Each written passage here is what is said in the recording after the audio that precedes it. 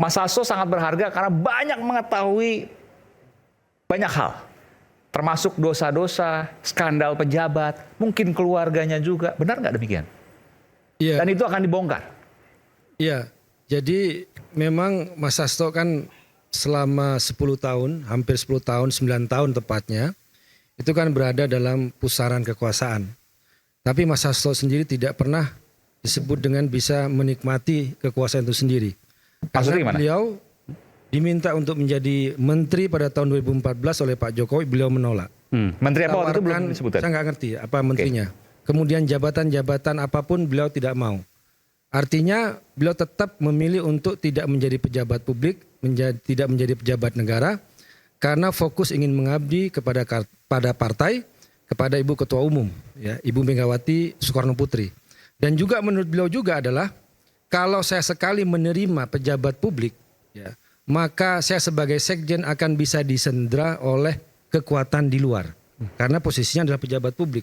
Jadi Mas Hasto itu tidak pernah menjadi pejabat publik, itu secara sadar dilakukan untuk menunjukkan independensi dirinya dan juga partainya terhadap kekuasaan. Dalam bentuk apapun kekuasaan itu. Termasuk Pak Jokowi yang waktu itu bisa disebut dengan kader PDI Perjuangan. Dan dalam konteks itu pula, maka segala spekulasi atau opini yang terkait misalnya, tadi disebutkan bahwa Mas Hasto tidak tersangkakan karena PDI Perjuangan berkuasa pada saat itu, tidak masuk akal. Kalau memang PDI Perjuangan bisa mengintervensi KPK saat itu, maka seharusnya kasus Harun Masiku tidak ada sejak awal. Tidak ada yang namanya OTT, tidak ada yang bongkar masalah kasus Harun Masiku dan Wahyu Setiawan. Kalau PDI Perjuangan bisa mengintervensi KPK. Walaupun misalnya ada, kita buka di sini, walaupun ada nanti ada penyidik KPK. Sempat waktu itu misalnya majalah Tempo menuliskan waktu ada tragedi di PT IKA yang kemudian di situ ada Mas Hasto di dalamnya, KPK mau menangkap tapi kemudian gagal karena dilindungi oknum tertentu waktu itu di situ. Ya. Itu Anda membantah itu?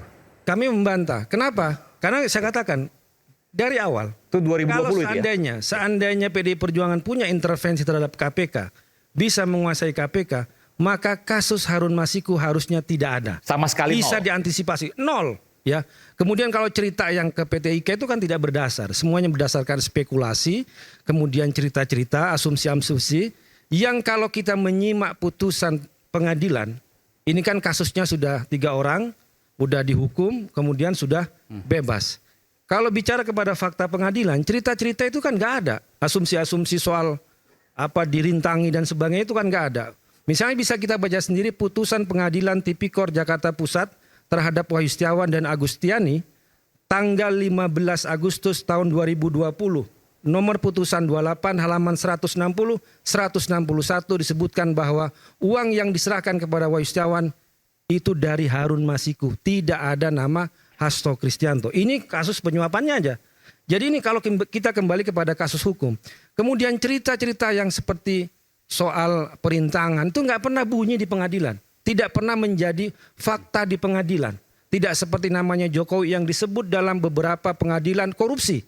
Ya saya sebutkan tadi apa aja pengadilan-pengadilannya. Tapi namanya masuk nggak ada dalam putusan pengadilan. Nggak ada dalam persidangan. Nggak pernah bunyi namanya. Tapi kan selalu dikaitkan dengan isu-isu yang ingin memframing, bahkan ujung-ujungnya adalah mengkriminalisasi kasus Mas Hasto. Nah kembali kepada tadi, bahwa ini di sini tidak hanya Mas Hasto, tapi juga ada Mas Andi Wijayanto yang juga masuk dalam kekuasaan selama ini. Dan kalau kita lihat media sosial, 2 orang ini kan diserang dengan isu yang sangat personal, sangat pribadi.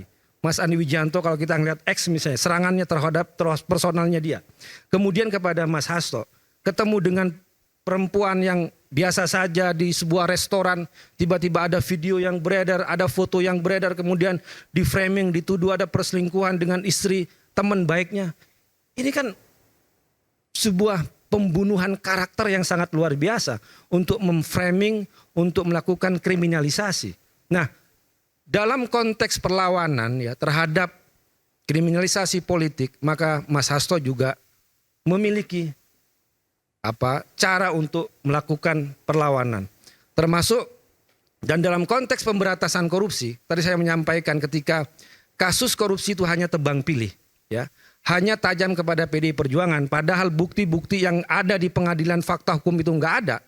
Nah, tapi tumpul kepada yang lain, maka waktunya kita bisa bongkar-bongkaran kasus korupsi yang benar-benar melibatkan pejabat negara. Ini skandal pejabat nih mau rucut nih. Artinya itu kasus korupsi ya. Kasus nggak ada kaitan korupsi, sama keluarga. penyalahgunaan kewenangan, kemudian juga penggunaan hukum sebagai alat untuk membunuh, menyerang lawan. Jadi bukan aib pribadi dalam artian bahwa kehidupan pribadinya bukan ya. PDI Perjuangan tidak tertarik untuk bicara isu-isu personal dan isu-isu pribadi seseorang. Tapi kita mau fokus benar-benar kalau ini adalah serangan politik, maka ini kita akan bisa melakukan perlawanan politik. Kemudian kalau ini isu hukum, kita juga bisa melakukan perlawanan hukum. Dan itu semuanya baik.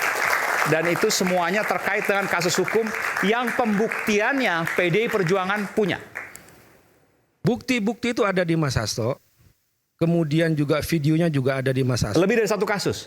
Ya, dan itu juga beberapa dokumen juga dititipkan kepada Ibu Koni waktu Ibu Koni datang ke Indonesia kemudian kembali ke Rusia. Karena pengalaman ketika Mas Hasto dipanggil oleh KPK sebagai saksi, ya ternyata juga di situ ada stafnya yang namanya Mas Kusnadi juga dikriminalisasi, diancam, diperiksa dengan mengelabui, dirampas barang-barangnya tanpa ada yang namanya surat penyelidikan terhadap Mas Kusnadi.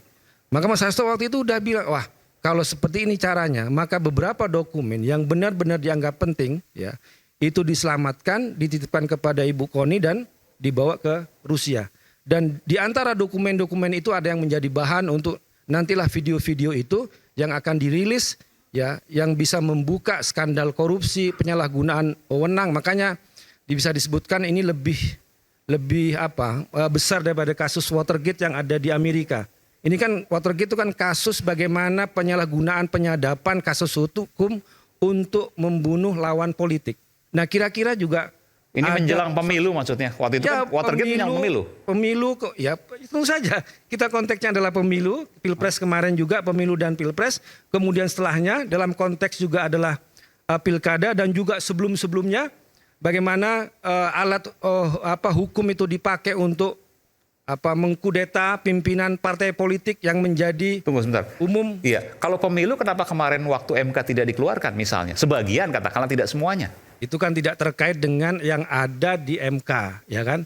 Ya, ini kan terkait dengan hal-hal yang lebih besar dari situ, ya Mas ya. Bukan soal MK yang ada di bukti-bukti itu bukan kasus pemilunya ya, tapi bagaimana kekuasaan dan sebagainya itu dipakai untuk pemenangan misalnya. Itu juga akan nanti muncul itu.